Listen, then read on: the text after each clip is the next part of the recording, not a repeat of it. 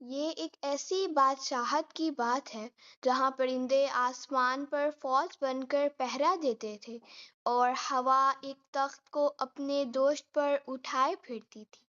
ایک ایسی طاقت جس کے سامنے جنات سر جھکائے کھڑے رہتے تھے۔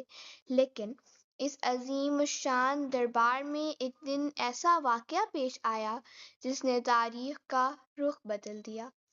ایک چھوٹا سا پرندہ غائب تھا اور اس کی غیر موجودگی نے ایک ایسی ملکہ کا راز فاش کر دیا جس کی سلطنت کا سورج کبھی غروب نہیں ہوتا تھا۔ ناظرین کرام، یروشلم کی تپتی ہوئی دھوپ میں حضرت سلیمان علیہ السلام کا دربار لگا۔ فضا میں ایک عجیب سا سکون تھا کیونکہ اللہ کے حکم سے پرندوں کی ایک عظیم فوج نے آپ کے سر پر پروں کا سایہ کر رکھا تھا۔ دھوپ کی ایک تپتی ہوئی لہر بھی نیچے نہیں آ سکتی تھی۔ لیکن اچانک حضرت سلیمان علیہ السلام کے دامن پر ایک تیز روشنی پڑی۔ جب آپ نے اوپر دیکھا تو ہدہد غائب تھا۔ آپ نے بلند آواز میں پوچھا، کیا بات ہے؟ مجھے ہدہد نظر کیوں نہیں آ رہا؟ کیا وہ غائب ہے؟ دربار میں خاموشی چھا گئی۔ کسی پرندے کے پر مارنے کی آواز تک نہ آئی۔ آپ نے اعلان فرمایا کہ اگر ہدہد نے اپنے غائب ہونے کی کوئی ٹھوس وجہ بیان نہ کی تو میں اسے سخت سزا دوں گا یا اسے ذبح کر دوں گا۔ دربار میں موجود ہر جن اور انسان یہ سوچ کر کانپ رہا تھا کہ آخر ہدہد گیا تو گیا کہاں۔ تھوڑی دیر بعد ہدہد دربار میں پہنچا۔ اس کا دل تیزی سے دھڑک رہا تھا اور سانسیں پھولی ہوئی تھیں، لیکن وہ ڈرنے کے بجائے ایک عجیب اعتماد سے بولا، اے سلیمان علیہ السلام، میں وہ خبر لایا ہوں جو آپ کے علم میں بھی نہیں تھی۔ میں شہر سبا سے ایک یقینی خبر لے کر آیا ہوں جس میں کوئی شک نہیں۔ ہدہد کی بات سن کر دربار کے تمام جنات اور انسان حیران رہ گئے۔ ہدہد نے کہا، وہاں میں نے ایک عورت کو دیکھا جو ایک پوری قوم پر حکومت کر رہی ہے۔ اس ملکہ کا نام بلقیس ہے اور اس سے وہ تمام شان و شوکت حاصل ہے جو ایک عظیم بادشاہ کے پاس ہونی چاہیے۔ اس کے پاس ایک نہایت شاندار تخت ہے جس کی خوبصورتی بیان سے باہر ہے۔ لیکن ہدہد کا لہجہ غمگین ہو گیا۔ اس نے کہا، اے اللہ کے نبی، اتنی دولت اور اتنی عظمت کے باوجود وہ ملکہ اور اس کی قوم اللہ کو چھوڑ کر سورج کو سجدہ کر رہی ہے۔ شیطان نے ان کے اعمال کو ان کی نظروں میں خوبصورت بنا دیا ہے اور وہ سمجھتے ہیں کہ وہ صحیح راستے پر ہیں۔ حضرت سلیمان علیہ السلام نے فرمایا، ہم جلد دیکھ لیں گے کہ تو سچ کہہ رہا ہے یا جھوٹ۔ پھر آپ نے ایک خط لکھا جو محض خط نہیں بلکہ ایک دعوت، ایک چیلنج اور ایک معجزہ تھا۔ آپ نے ہدہد سے فرمایا، اسے لے جا اور ان کے پاس گرا دے، پھر دور ہو کر دیکھنا وہ کیا فیصلہ کرتے ہیں۔ ہدہد خط لے کر سبا پہنچا۔ ملکہ بلقیس کے محل میں وہ خط اس کی گود میں آ گرا۔ خط پڑھتے ہی وہ حیران رہ گئی اور فوراً اپنے سرداروں کو جمع کیا۔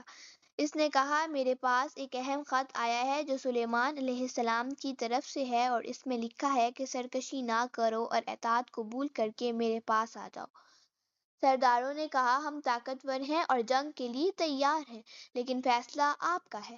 ملکہ بلقیس دانا تھی۔ اس نے کہا، جنگ تباہی لاتی ہے، میں پہلے ان کی حقیقت جانچوں گی۔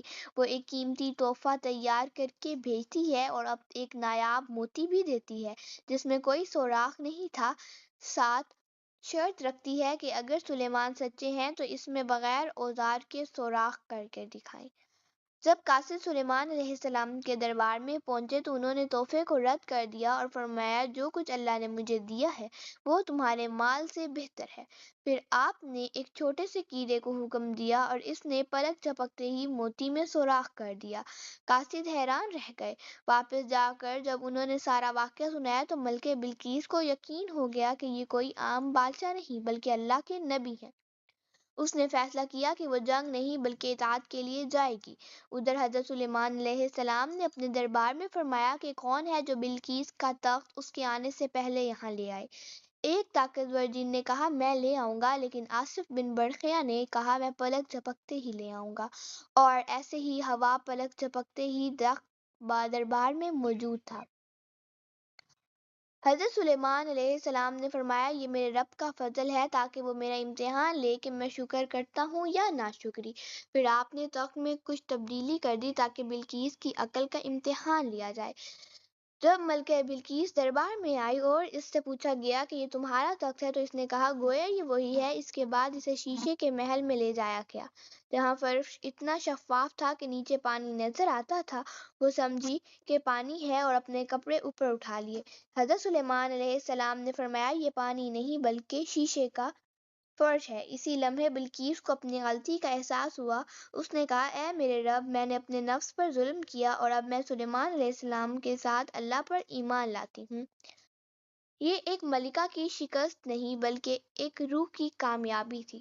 حضرت سلیمان علیہ السلام کی وفات کے بعد شیطانوں نے لوگوں کو گمراہ کرنے کے لیے جادو کی کتابیں دفن کر دیں اور لوگوں کو یہ باورہ کرایا کہ سلیمان علیہ السلام جادوگر تھے، لیکن اللہ نے قرآن میں واضح فرمایا کہ سلیمان علیہ السلام نے کفر نہیں کیا بلکہ شیطان کافر تھے جو لوگوں کو جادو سکھاتے تھے۔ حضرت سلیمان علیہ السلام نے اپنی زندگی میں یہ بھی ثابت کیا کہ قیادت وراثت سے نہیں بلکہ علم اور حکمت سے ملتی ہے۔ انہوں نے اپنے بیٹے کا امتحان لیا اور اس سے بتایا کہ اصل کامیابی علم، شکر اور اللہ کی اطاعت میں ہے۔ بعد میں ائمہ کرام نے بھی فرمایا کہ تمام انبیاء علم حضور نبی کریم صلی اللہ علیہ وآلہ وسلم کو عطا کیا گیا ہے۔ حضرت سلیمان علیہ السلام کو جو طاقت ملی وہ اللہ کی طرف سے تھی اور اصل قوت ہمیشہ اللہ کے حکم میں ہوتی ہے۔ یہ واقعہ ہمیں سکھاتا ہے کہ طاقت، دولت اور حکومت سب بے معنی ہے۔ اگر انسان حق کو نہ پہچانے تو ہدایت صرف اسی کو ملتی ہے جو سچائی کو قبول کرے۔